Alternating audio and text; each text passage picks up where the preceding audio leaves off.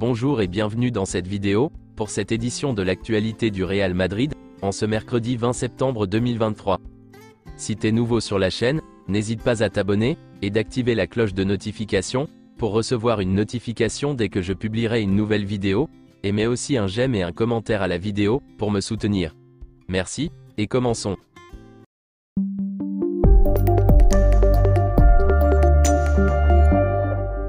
Le Real Madrid recevait la Real Sociedad, dimanche soir, et espérait confirmer son excellent début de saison, qui était de 4 victoires en 4 matchs. Mais la première mi-temps a été à l'avantage des Basques, menée par un Kubo des grands soirs, qui sert idéalement Barrenetxea, pour l'ouverture du score. Menés à la pause, les hommes d'Ancelotti montrent un tout autre visage au retour des vestiaires. Pour la première fois de la saison, ce n'est pas Jude Bellingham le buteur providentiel, mais Federico Valverde d'abord, pour l'égalisation à la 46e minute puis Joselu à la 60e minute, pour le but de la victoire. Fran Garcia a été l'homme du match. Outre son rôle sur le terrain, Joselu est déjà très apprécié dans le vestiaire du Real Madrid. Les joueurs lui font confiance, et sont heureux qu'il réalise enfin son rêve.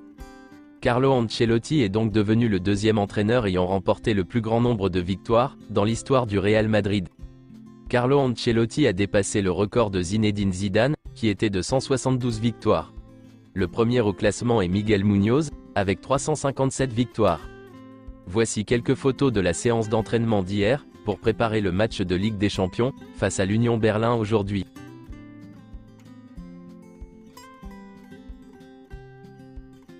Voici la liste des joueurs qui ont convoqué, pour le match du jour contre l'Union Berlin. Ferland Mendy est officiellement de retour.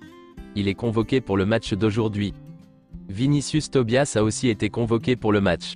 Nico Paz ne sera pas convoqué pour le match, car il a quitté le match contre Atleti B, avec des malaises. Carlo Ancelotti et Camavinga étaient en conférence de presse d'avant-match, pour mi-match contre l'Union Berlin. Voici d'abord les déclarations de Carlo Ancelotti. La Ligue des Champions est toujours spéciale pour nous.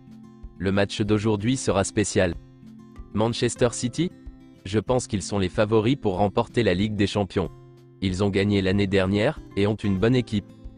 Notre objectif en Ligue des Champions est d'atteindre les huitièmes, les quarts de finale, pour la gagner, c'est toujours notre objectif. Je pense que nous pouvons faire partie du top 4 cette saison. L'Union Berlin est très bonne défensivement, et joue avec beaucoup d'intensité. Nous les avons très bien étudiés, et j'espère que nous ferons un grand match aujourd'hui. Le Real Madrid peut rivaliser jusqu'à la finale.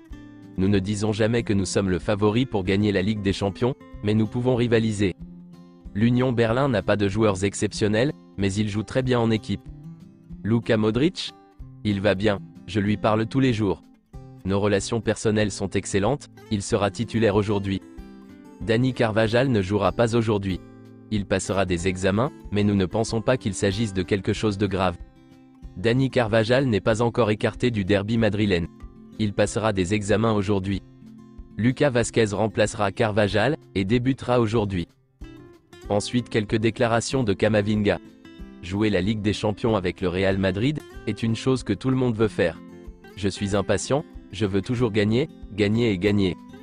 Nous les jeunes, nous jouons davantage cette saison, deux légendes comme Modric et Kroos nous aident beaucoup. Modric et Kroos, c'est un plaisir de jouer là où ils avaient l'habitude de le faire. Nous voulons leur montrer que nous sommes aussi là, je veux toujours les impressionner, ainsi que l'entraîneur. Modric et Kroos sont les joueurs que j'admire. Je m'entends bien avec tous les jeunes, notamment Tchouaméni, Vinicius et Jude Bellingham. L'Union Berlin? C'est une équipe très forte. Nous savons que ce sera un match difficile aujourd'hui. Kylian Mbappé? Je pense que vous les journalistes, en savez plus que moi à ce sujet. Je ne sais rien du tout. L'amitié avec les autres jeunes? Nous avons la même mentalité. Nous aimons passer notre temps libre ensemble.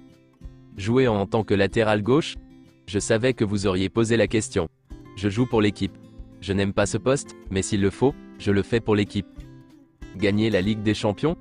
Bien sûr, le Real Madrid est toujours le favori de la compétition. Le nouveau Santiago Bernabéu? C'est un stade légendaire, il est très bien. Nous devons attendre de le voir lorsqu'il sera terminé. Comme l'a annoncé Carlo Ancelotti en conférence de presse, Dani Carvajal s'est blessé, et ne jouera pas aujourd'hui. Carvajal manquera également le match contre l'Atlético Madrid.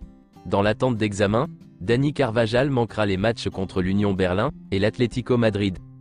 Il souffre d'une blessure à la jambe droite, et sera absent pour une dizaine de jours. Il manquera Union Berlin, Atlético Madrid, Las Palmas, et il est incertain pour Girona. Jude Bellingham a reçu son trophée du meilleur joueur du mois du Real Madrid, pour le mois d'août. Selon certaines informations, le temps de récupération de Vinicius Junior a été raccourci et il reprendra l'entraînement de l'équipe la semaine prochaine. Vinicius poursuit sa récupération en trottinant sur le terrain, mais sans chaussures de football, et sans toucher le ballon pour l'instant. Arda Güler aussi reprendra l'entraînement avec l'équipe, le lundi. Carlo Ancelotti l'a lui-même annoncé. C'est donc une très bonne nouvelle pour le Real Madrid. Voici une déclaration de Courtois, sur sa blessure. Je ne sais pas si je jouerai la Ligue des Champions cette saison. Une blessure au ligament croisé antérieur prend de 7 à 9 mois, et le 8e mois sera en mai. Je ne sais pas, je dois d'abord me sentir prêt à 100%. J'espère jouer quelques matchs avant la fin de la saison. Le tribunal supérieur des îles Canaries s'est saisi de l'affaire des 4 jeunes joueurs des équipes jeunes du Real Madrid, et ouvre une procédure pour délit de divulgation de secrets, sur ces 4 jeunes joueurs. Kubo, ce dimanche soir, a fait exactement ce qu'il fallait, pour augmenter ses chances de revenir l'été prochain. Une bonne saison le rapproche, mais une bonne performance au Bernabéu et devant le conseil d'administration, y compris Florentino Pérez, ajoute beaucoup de points supplémentaires. Le Real Madrid a le dernier mot, concernant l'avenir de Kubo. Le club possède 50% de ses droits, et une clause de premier refus, ce qui signifie que si la Real Sociedad accepte une offre pour lui, elle doit d'abord en informer le Real Madrid, qui décidera ensuite de le récupérer ou non. Si le Real Madrid décide de ramener Kubo, il paiera au maximum 30 millions d'euros, puisqu'il détient 50% de ses droits. Le joueur dispose actuellement d'une clause libératoire de 60 millions d'euros. Il n'y a qu'un seul problème avec Kubo, son passeport. Kubo occupera toujours une place de joueur non européen, car il a besoin de 10 années ininterrompues en Espagne, pour obtenir la nationalité espagnole. Et même s'il l'obtient, il devra renoncer à son passeport japonais, car le Japon n'autorise pas d'avoir 2 nationalités. Selon Fabrizio Romano, Kylian Mbappé a accepté de ne pas toucher sa prime de fidélité annuelle, pour rejouer avec le PSG.